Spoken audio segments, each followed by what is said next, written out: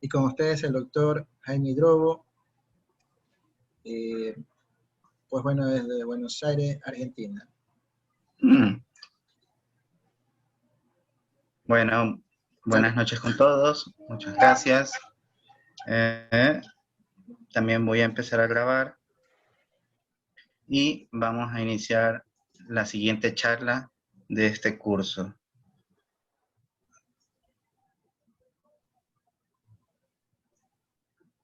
A ver.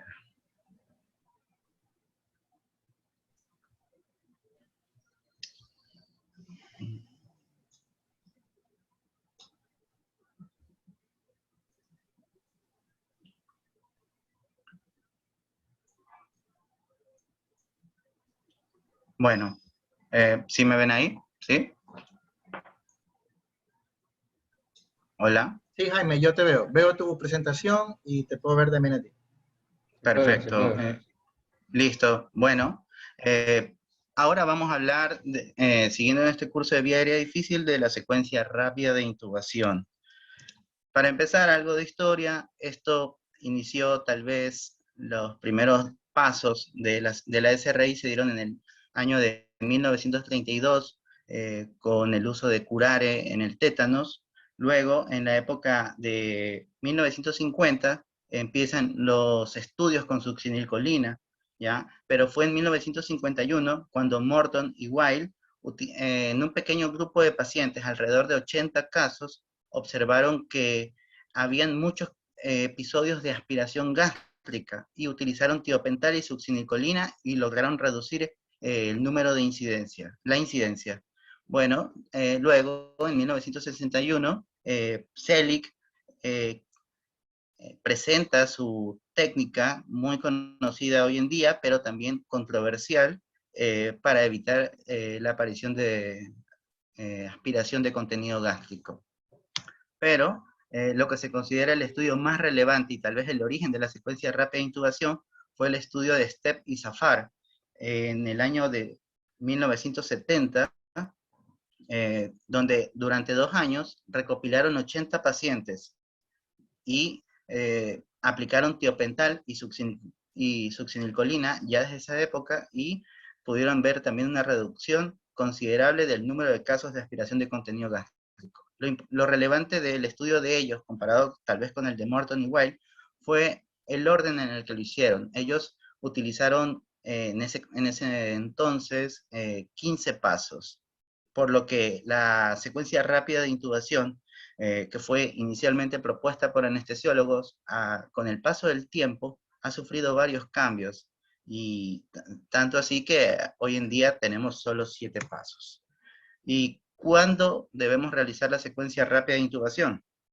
En el algoritmo de la vía aérea difícil, no sé si logran ver el puntero del mouse. ¿No?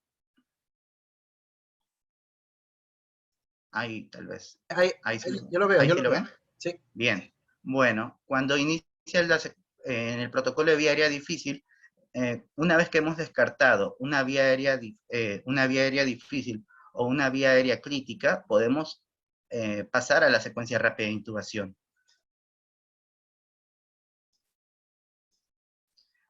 Ahora, hay que tener en cuenta que la secuencia rápida de intubación, si se realiza por un experto y existen más de 3 fallos, pasaríamos al fracaso de la vía aérea. Por lo que la secuencia rápida de intubación se considera el plan A de lo que puede ser la vía aérea difícil, o sea, es la primera parte de todo esto, ¿no? Ahora, la definición de la secuencia rápida de intubación es una serie de pasos organizados para producir en el paciente inducción y parálisis, ¿ya? Previamente oxigenado, con la optimización de su estado hemodinámico para llegar a la intubación traqueal luego de unos segundos, y en una serie de pasos ordenados, ¿no? Que son 7 en total. ¿Por qué debemos de realizar la secuencia rápida de intubación? Si la comparamos con procedimientos de intubación sin relajantes neuromusculares, como en el estudio de Bosman, se observa que hay una una eficiencia superior si utilizamos la SRI del 92 contra el 85%. En este caso, esto se observó en un ambiente extrahospitalario, en transporte terrestre, ¿ya? Incluso en esta serie se observó un 23% de complicaciones que terminaron en intubación difícil o en intubación fallida.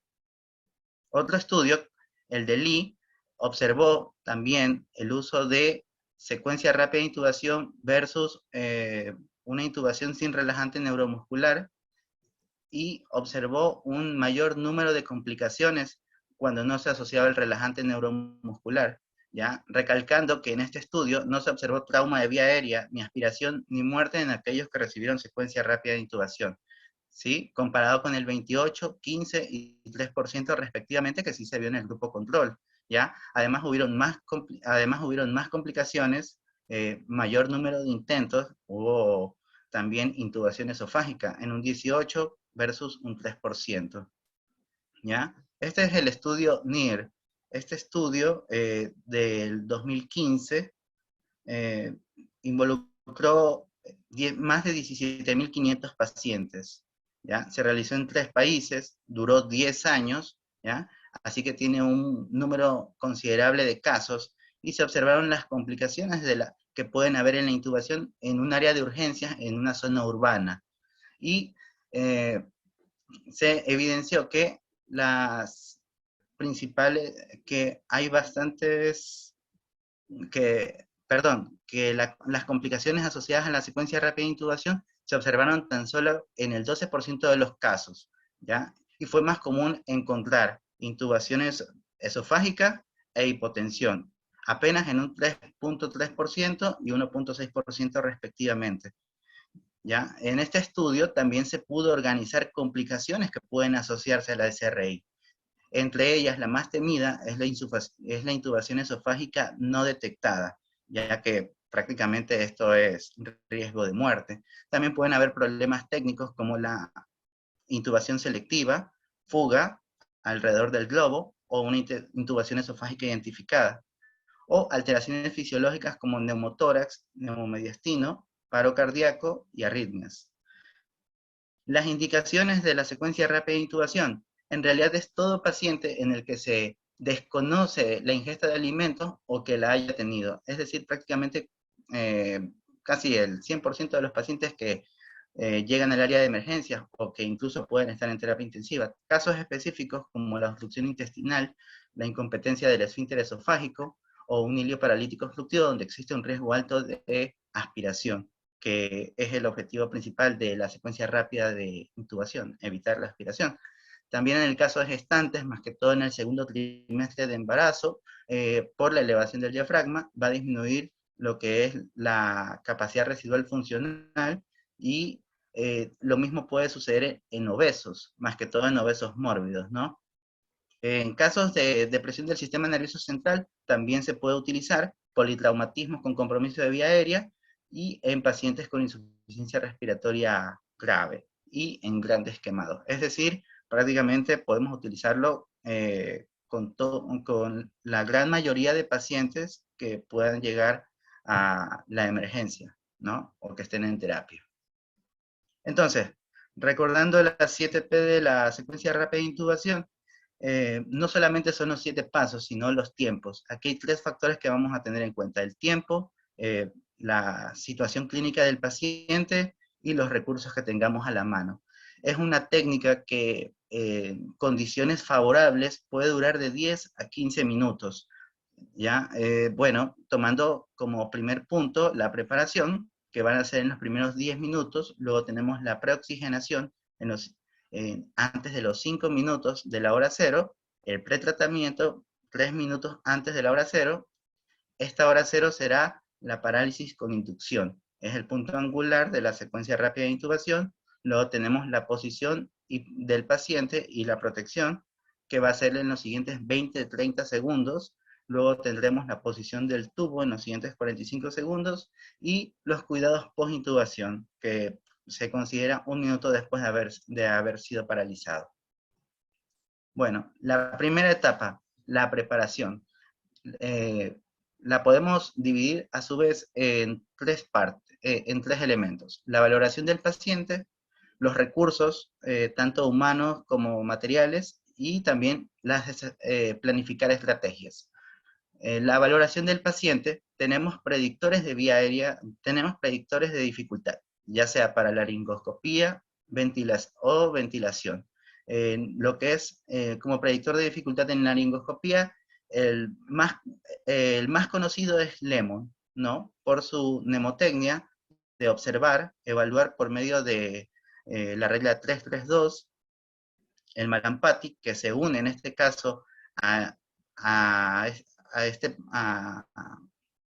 a Lemon, ¿ya? Porque por sí solo Malampati tiene un valor predictivo positivo de discriminar vía aérea difícil del 13%, pero si se une a Lemon, ese porcentaje aumenta considerablemente, descartar que existe una obstrucción de vía aérea y también identificar si existe o no movilidad del cuello. Ahora, con respecto a un predictor de ventilación difícil, es decir, con respecto al sello de la máscara, ¿ya? Tenemos el protocolo, tenemos MOANS, ¿ya? Donde la M va a ser el sello, y vamos a tener que descartar si el paciente presenta deformidades de la barba, deformidades faciales o tiene barba, obesidad, la edad, si existe o no anodoncia, y también si existe apnea obstructiva del sueño. De todos estos, el más relevante probablemente sea Macocha. Macocha es un estudio que, tanto en su estudio, en la publicación original como en la validación, se observó que un puntaje por encima de 3 discrimina muy bien una vía aérea difícil, ¿ya? Tiene un área bajo la curva de 0.89 y una sensibilidad y especificidad de 73 y 89%. Y un puntaje total de 12 puntos. Lo importante de Macocha es que reúne muchos parámetros de otros predictores, como son Malampati, apnea obstructiva del sueño, la disminución de la movilidad cervical, la apertura de la boca si es menor de 3 centímetros, un Glasgow menor de 8, y una hipoxemia severa, y lo más importante, discrimina si eres o no anestesiólogo. La siguiente parte, bueno, lo de los recursos, también existe una mnemotecnia que es SOAPME, que involucra prácticamente los materiales que tenemos que tener a la mano. Como lo mencionó la doctora Zulema, tenemos que verificar que todo en nuestro servicio, a la hora de proceder con la intubación, esté a la mano, que esté organizado. Probablemente debemos de ensayar estos escenarios, ¿ya? Y verificar que tengamos todos los recursos, ¿no? Todos los medicamentos listos para proceder con la intubación, pero de manera ordenada, ¿ya? Con respecto al recurso humano, también, como se mencionó en la charla previa, el número de operadores. Hoy en día en pandemia, en lugares como Reino Unido o Italia, el número de operadores se ha reducido a 2. También aquí en Argentina, el hospital italiano sacó su protocolo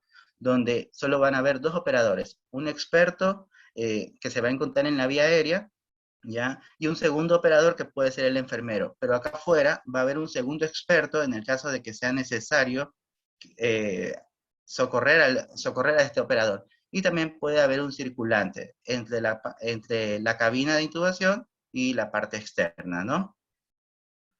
Y la última parte sería la planificación de estrategias, porque hoy en día, más que todo con la pandemia, todo se ha protocolizado, ¿no? Y esto ayuda a tener un mejor orden. La siguiente etapa es la preoxigenación, ¿ya? Bueno, lo que en sí, la preoxigenación tiene objetivos, y es tener lo más cercano posible la oxigenación al 100%.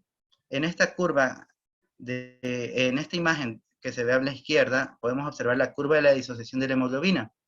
Todo lo que está en la zona gris se considera apnea segura. Lo que nosotros vamos a tratar de hacer en esta etapa es tratar de extender este tiempo lo que más se pueda, ¿ya? Ya que la zona oscura es una zona ya en pendiente que tiene que ver con una PO2 ya por debajo de 60 y una saturación por debajo de 90%. Es decir, nosotros tenemos que tratar de mantener siempre esos valores por encima de su rango. Entonces, lo que vamos a hacer es establecer una reserva de oxígeno y para eso vamos a desnitrogenar los alvéolos.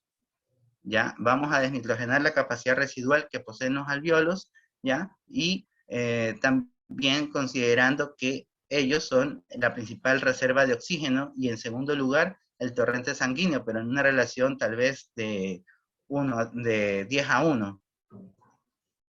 Los dispositivos que vamos a tener a la mano son los que normalmente vamos a tener en el área. Me enfoco más que todo en emergencia, pero también en terapia sucede mucho, como son cánula nasal, una mascarilla simple, una mascarilla sin reentrada, que es la máscara con reservorio.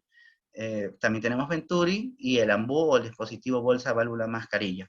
Estos dispositivos tradicionalmente los utilizamos con flujos bajos, 2 a 4 litros con una FIO2 específica. Pero nosotros necesitamos mejorar el apnea segura y si tal vez utilizamos estos parámetros, difícilmente lo lograremos o nos costará más tiempo. Y en la secuencia rápida de intubación también el tiempo es importante, ¿no? Tenemos un paciente que llega en un estado, o sea, se decidió intubarlo y el tiempo está corriendo, ¿no? Entonces tenemos la opción del flujómetro, subirlo más de lo que titula, es decir, más de 15 litros, ¿ya? En el caso de la cánula nasal, si lo giramos todo, probablemente lleguemos a un flujo de 40, 60 litros y podemos llegar a una FIO2 cercana al 100%. Lo mismo va a pasar con una mascarilla facial simple. Un flujo mayor a 40 litros nos va a dar una FIO cercana al 100%. Y en una mascarilla sin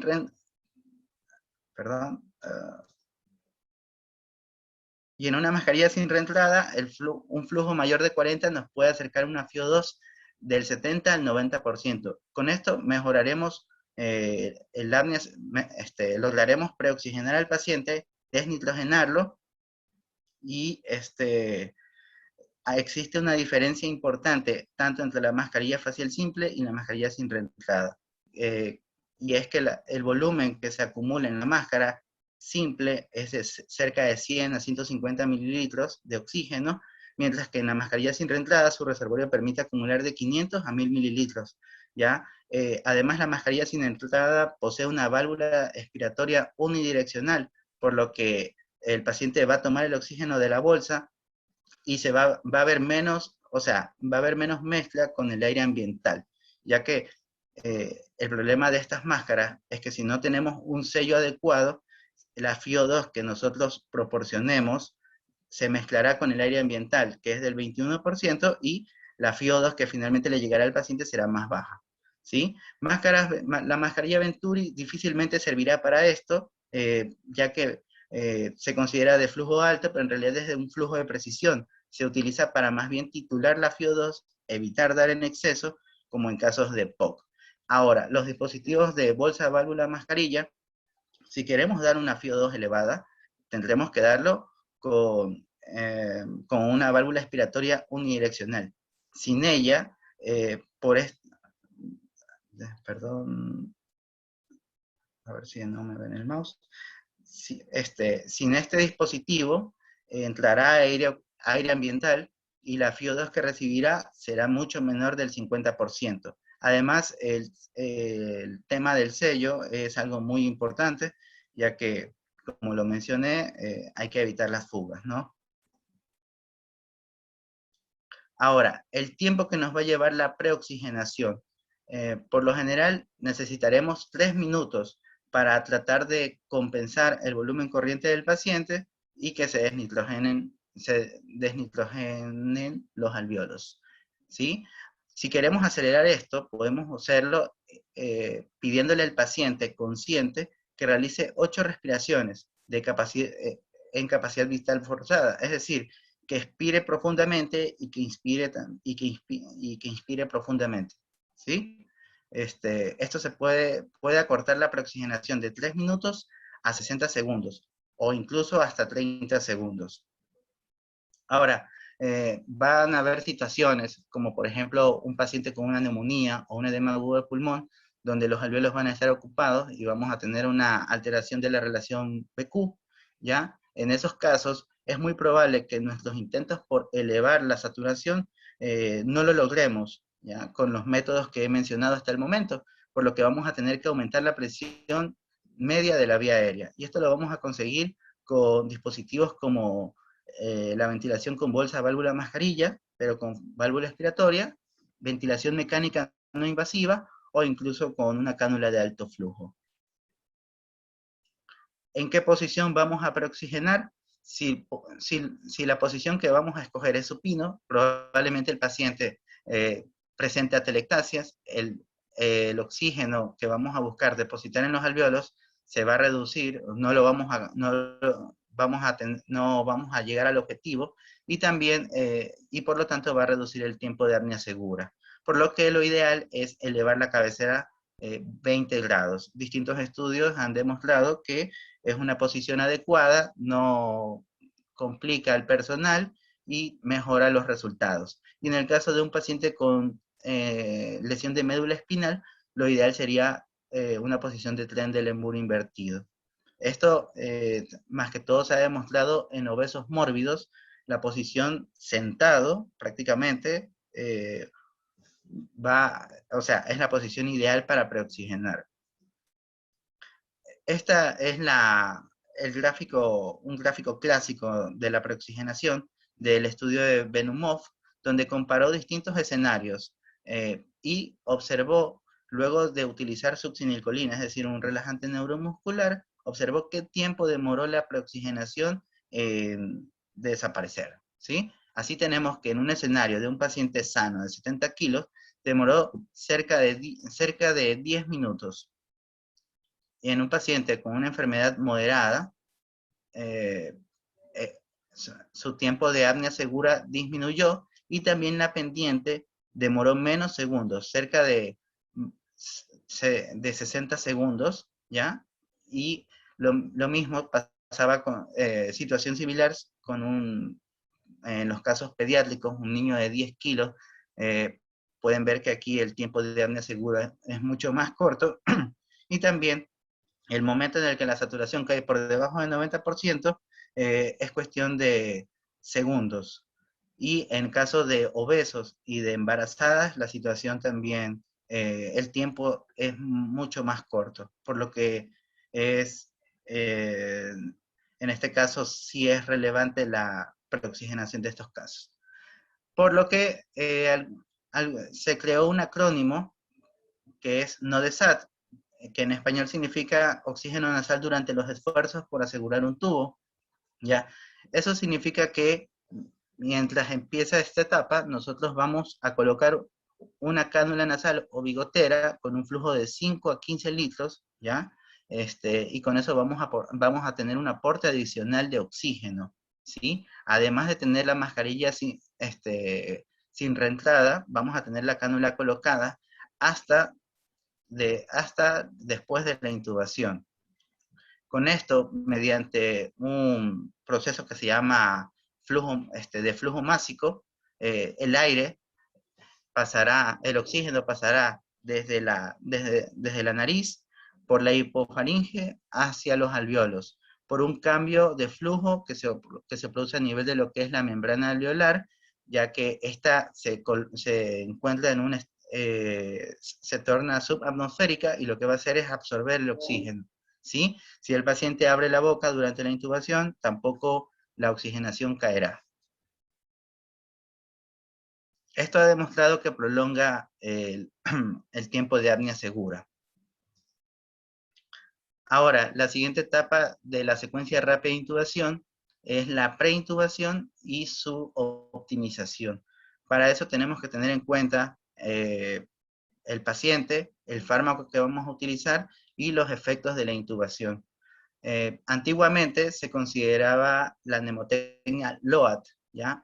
Por sus iniciales e involucraba solamente fármacos, como son lidocaína, opioides, atropina y fármacos despolarizantes. Actualmente los despolarizantes no se utilizaban pequeñas dosis succinilcolina para revertir los efectos de las fasciculaciones que puede presentar, ¿sí? Y bueno, hoy en día nos quedamos con estos tres, pero también la lidocaína y atropina no se utilizan mucho en esta etapa. La lidocaína tiene buenos efectos como broncodilatador, así que se puede utilizar si nos encontramos con una enfermedad reactiva de la vía aérea, como un asma casi fatal, o también tenemos la atropina. La atropina también se utilizaba para evitar la bradicardia que puede producir la succinilcolina, si era opción como relajante, además de que los pacientes pediátricos en la secuencia rápida de intubación son propensos a presentar más episodios de bradicardia que los adultos, entonces se utilizan más en pediátricos.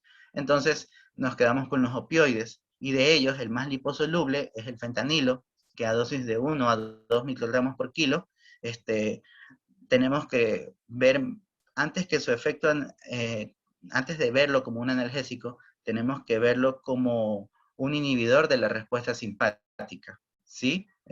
Bueno, no libera menos histamina y provee estabilidad hemodinámica. Ya, al inhibir la respuesta simpática, va a disminuir la presión intracraniana y también va a disminuir la respuesta de catecolaminas, puede controlar la frecuencia cardíaca, y esa taquicardia que muchas veces podemos ver durante la intubación, el fentanilo la puede aplacar.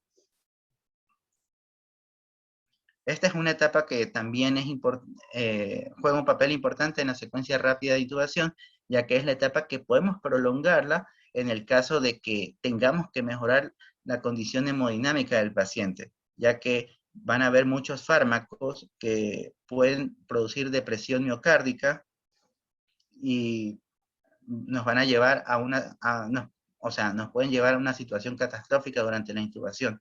Por lo que no solamente se trata de dar el opioide, sino que también tendremos que mejorar la volemia. Si el paciente se encuentra hipotenso, en este caso, en esta etapa también vamos a tener que probablemente iniciar un vasopresor, ¿ya? De los cuales noradrenalina es el que en las revisiones que encontré es el fármaco con mejor evidencia, ¿sí? También si el paciente ha presentado un sangrado importante, ya sea como un politrauma, una fractura expuesta de fémur o una hemorragia digestiva alta, probablemente también tengamos que transfundir hemoderivados. También, si para esta etapa, ya que estamos preoxigenando al paciente, no logramos optimizar la presión aérea,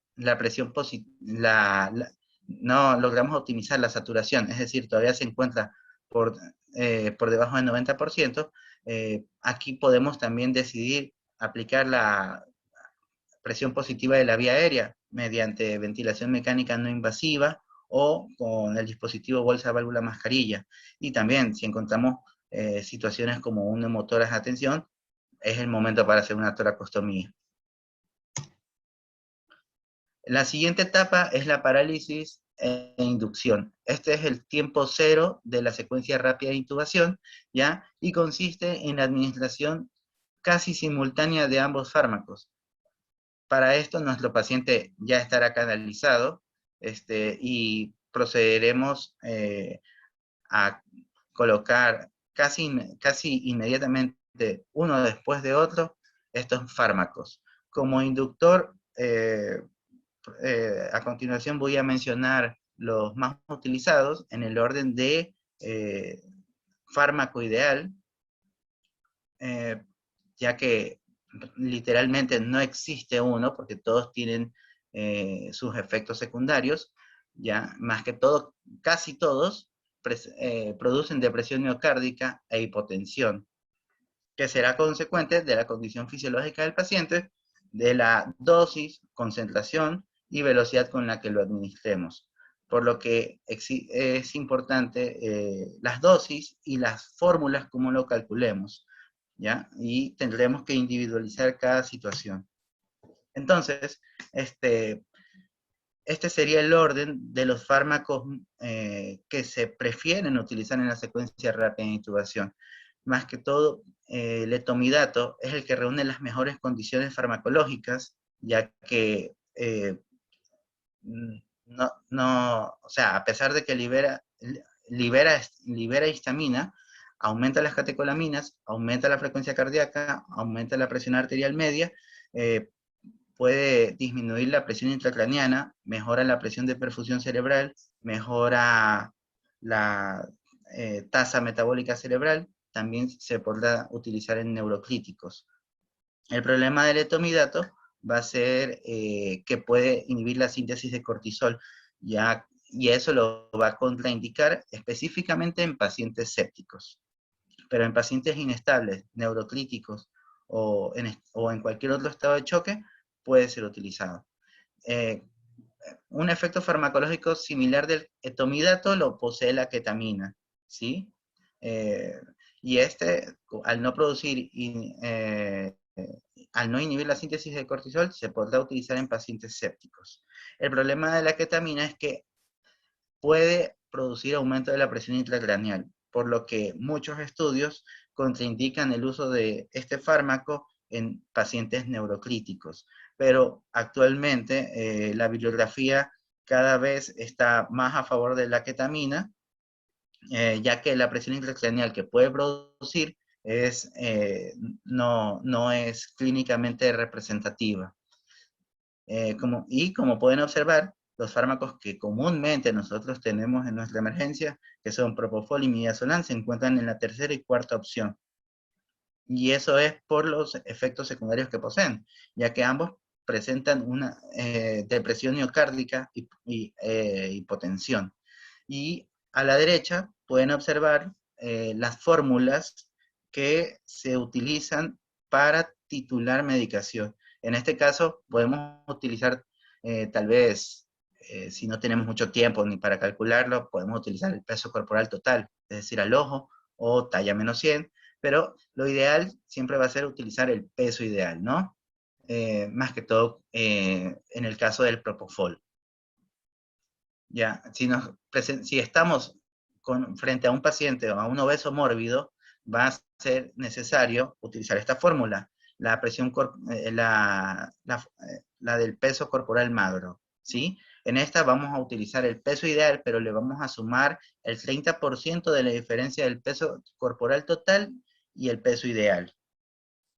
El problema con los adultos mayores es que ellos tienen menos masa muscular, pero también tienen tienen más grasa, y por lo tanto estos fármacos, como son lipófilos, o sea, mientras más grasa tenga el paciente, mayor será su distribución y mayor será su efecto. Por lo que en adultos mayores muchas veces vamos a tener que reducir la dosis al 50% o a las 2/3 partes. Y en este cuadro traté de abarcar los fármacos que ya mencioné, los 4, justificando las indicaciones de cada uno de ellos, ¿no? Y sus dosis. En el caso del etomidato, a una dosis de 0.3 miligramos por kilo, observaremos un inicio de acción a los 30 segundos, ¿ya? Y como lo mencioné, la estabilidad hemodinámica que va a ofrecernos y también su efecto neuroprotector lo permite utilizar tanto en neuroclíticos como cardiópatas como pacientes con inestabilidad hemodinámica, más no en sepsis. Por la inhibición de la síntesis de cortisol, ¿ya? Otra desventaja también es que puede llegar a presentar mioclonías. En el caso de la ketamina, a una dosis de 1.5 miligramos por kilo, tendremos un inicio de acción de 30 segundos, y también por liberación de catecolaminas va a ofrecer estabilidad hemodinámica y también va a producir relajación de la fibra muscular lisa y va a tener un efecto broncodilatador. La desventaja es que puede aumentar la PIC, como lo mencioné también, y aumentar el consumo de oxígeno. El tema bueno, ¿por qué puede aumentar el consumo de oxígeno?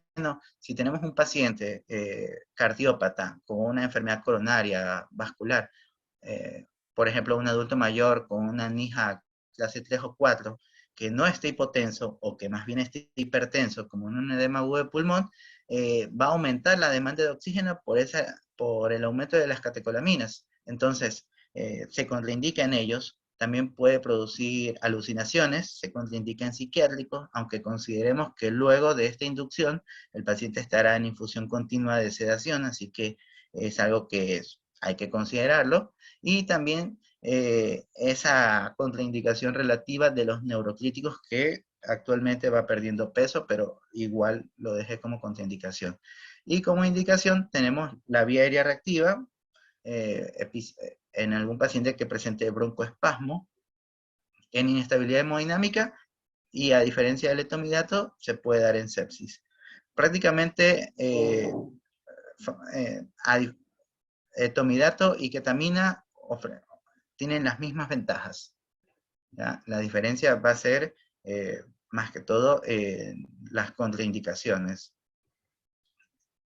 En tercer lugar tenemos el propofol, que a una dosis de 1 a 2.5 miligramos por kilo tendrá una acción a los 40 segundos, ¿ya? Es muy liposoluble, ¿sí? Por lo que su distribución será muy amplia y tendrá un inicio corto, como lo pueden observar, y también tendrá un efecto broncodilatador, ¿ya?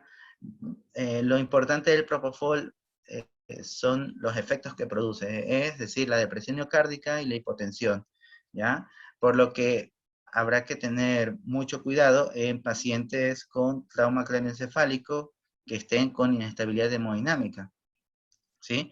Al igual que las benzodiazepinas, en este caso el midazolam, en la etapa previa de preintubación, si mejoramos la volemia y si mejoramos la presión arterial, probablemente podamos utilizarlo, ¿sí? Y en adultos mayores, habrá que considerar también dar el 50% de la dosis.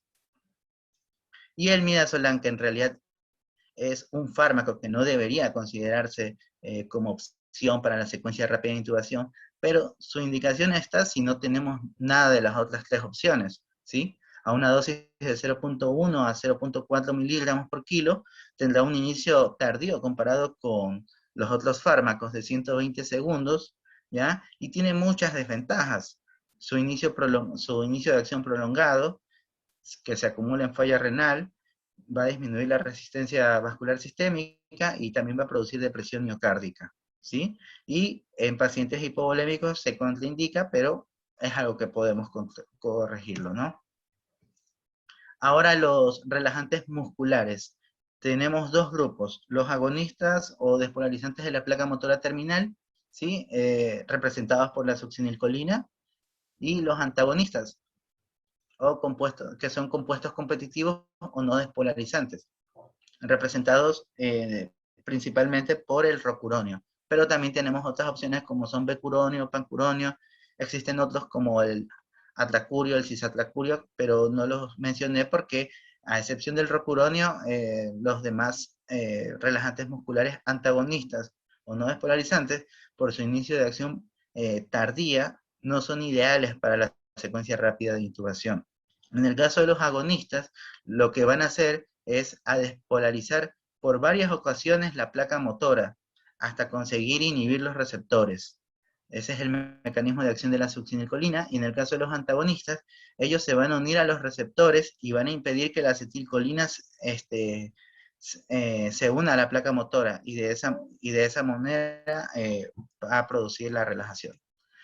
Ahora, con respecto a la succinilcolina, la dosis que se ha estudiado más es a 1.5 miligramos por kilo. A esta dosis va a producir un efecto de parálisis ideal a los 45 segundos, la acción más corta que puede ofrecer un relajante muscular. Si aumentamos la dosis, eh, vamos a prolongar el efecto de acción de 5.2 a 7.5 minutos.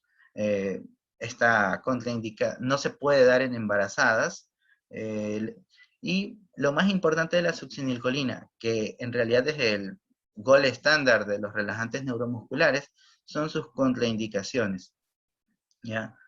Tiene tantas que ha sido actualmente desplazada por el rocuronio. que es más preferido tanto por intensivistas como por anestesiólogos, sobre todo porque tiene su compuesto que permite revertir su acción, como es el Sugamadex, que en cuestión de 2 minutos va a revertir sus efectos. Bueno, los efectos adversos de la succinilcolina, para empezar, tenemos las fasciculaciones. Por la despolarización de la membrana que se va a producir, pueden presentarse estas fasciculaciones y a su vez, simultáneamente puede haber aumento de la presión intracraniana, aumento de la presión intraocular y aumento de la presión intragástrica, y esta última no es clínicamente relevante, pero las dos primeras sí, por lo que se contraindica en casos de hipertensión. También tenemos la hiperpotasemia, tal vez el efecto adverso más importante de la succinilcolina. Se observa en muchos escenarios clínicos por medio de dos mecanismos, por aumento de receptores o por rhabdomiólisis. Y ocurre en estos casos, en casos de enervación, como puede ser un accidente cerebrovascular, un trauma craneoencefálico, lesiones por aplastamiento, grandes quemados. Si esta enfermedad evoluciona en el tiempo, luego del tercer día, lo que es a nivel de la placa motora, los receptores nicotínicos postsinápticos existen de dos tipos, los maduros y los inmaduros. Los receptores maduros en realidad ofrecen una despolarización rápida y para eso se tienen que abrir los canales de sodio y potasio, ¿ya? Obviamente puede salir algo de potasio, pero será mínimo. El problema es que cuando la enfermedad avanza en el tiempo, los receptores se empiezan a acumular y los receptores maduros se volverán inmaduros. Y los inmaduros tienen el problema de que su despolarización es muy corta y para tratar de compensarlo, mantienen más tiempo abiertos los canales. Y eso va a permitir fuga de potasio intracelular y podemos tener episodios de hiperpotasemia en cuestión de minutos y obviamente paro por hiperpotasemia. Otro de los efectos adversos es la hipertermia maligna, ¿sí? La succinilcolina puede inducir hipertermia maligna, por lo que también está contraindicado en aquellos que presentan ese antecedente. También puede producir espasmo del músculo macetero o trismo, ¿ya? Lo que podría dificultar la intubación. Puede inducir la bradicardia, que fue por lo que mencioné que también previamente se puede dar atropina, y también, por lo tanto, está contraindicado en casos de bradicardia extrema. Y también puede llevar a un bloqueo neuromuscular prolongado. Pacientes que llegan con el cuadro de hiperpotasemia tendrán una contraindicación de succinilcolina, y pacientes con insuficiencia renal terminal por el mismo caso, ¿no? Bueno, y es importante tener en cuenta la presentación de la succinilcolina, porque existen presentaciones de 100, 200, 400 y 500 miligramos, y es relevante siempre tener en cuenta con qué presentación vamos a trabajar, y para eso tenemos que saber todo con lo que vamos a contar en el charol de paro, ¿no? El otro relajante neuromuscular es el rocuronio, es un fármaco no despolarizante, es el ideal en terapia intensiva. Tenemos que tener en cuenta que el 35% de los casos que llegan a terapia intensiva presentan alguna de las contraindicaciones que mencioné, por lo que el rocuronio va a ser el fármaco ideal para terapia, ¿ya? Sus contraindicaciones comparadas con las succinilcolinas son casi nulas. Tenemos la anafilaxia, y porque su metabolismo es hepático, algunas revisiones mencionan su contraindicación relativa en hepatópatas. La dosis del rocuronio puede ir de 0.6 a 1.2 miligramos por kilo, pero si queremos ver un efecto similar al de la succinilcolina, tendremos que dar la dosis máxima, 1.2 miligramos por kilo, ¿sí? También, como mencioné, tenemos el Sugamadex, que va a permitir revertir los efectos de parálisis en 2 minutos, y es un fármaco categoría B, por lo que se puede dar en embarazadas, ¿sí? Otros relajantes musculares no despolarizantes son el becuronio y el pancuronio, pero como pueden observar, su tiempo de inicio es muy superior al de la succinilcolina y rocuronio, por lo que no vamos a tener el efecto que queremos para esta secuencia rápida de intubación, y es, eh, es preferible utilizarlos para infusiones continuas para situaciones específicas y no para parálisis en la SRI. La siguiente etapa de la secuencia rápida de intubación es el posicionamiento. ¿Ya? Aquí vamos a tener dos posiciones. Una es la posición del fateo o la de beber el té inglés, donde vamos a alinear los 3 ejes. Y para los obesos mórbidos, con un índice de masa corporal por encima de 40, vamos a tener la posición en rampa, que consiste en elevar la cabecera 20 grados, y de los 3 ejes nos va a interesar el eje del conducto auditivo externo y la horquilla externa, que esté alineado completamente. Esto lo podemos utilizar, lo podemos conseguir mediante o sea, si la camilla nos da la opción de poder elevarla automáticamente o manual, o utilizando sábanas o cualquier otro insumo que tengamos a la mano, pero esto probablemente nos lleve mucho tiempo, y estamos ahorita en la etapa, eh, luego de la inducción y parálisis, estamos en los siguientes 20 o 30 segundos. En esta etapa también se menciona la protección. Y bueno, tenía que mencionar la técnica, la maniobra de Selig, pero también la maniobra de Burp, que ya que, o sea, es fácil confundirse a la hora de realizarlas, pero tenemos que tener claros que en la maniobra de Selig la compresión es a nivel del cartílago cricoides, y en Burp es la presión del cartílago tiroides. Y el desplazamiento de Selig es posterior, mientras que Burp, por su acrónimo, indica que debe ser el desplazamiento posterior, arriba, derecha y presión, ¿no? Entonces, las indicaciones de Selig actualmente son solamente si existe un riesgo alto de aspiración, situación que se observa con el uso de un dispositivo de bolsa, válvula, mascarilla, mientras que Burp lo que nos va a permitir es mejorar la visualización de la vía aérea para la intubación. E incluso esta maniobra Burp, utilizada adecuadamente, puede convertir un Cormack-Lehane 3-4 en un grado 1 o 2, ¿sí? Así que es una maniobra muy útil que podemos poner en práctica. Luego tenemos la colocación del tubo, ¿ya? Y verificar su posición, ¿sí? También es importante aquí recordar que si preoxigenamos adecuadamente, vamos a tener una oxigenación apneica sin hipoxemia en el primer intento de intubación, ¿sí?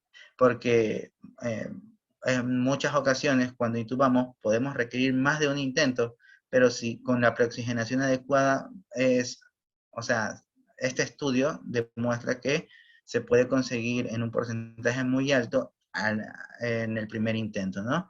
De ahí tenemos los métodos por los cuales vamos a verificar la posición del tubo. Tenemos la visualización directa. Quien intuba tiene que observar que el tubo atraviese las cuerdas bucales. También tenemos lo que es el examen físico, tanto del área pulmonar, y no descartar el epigastrio mediante inspección, palpación y auscultación.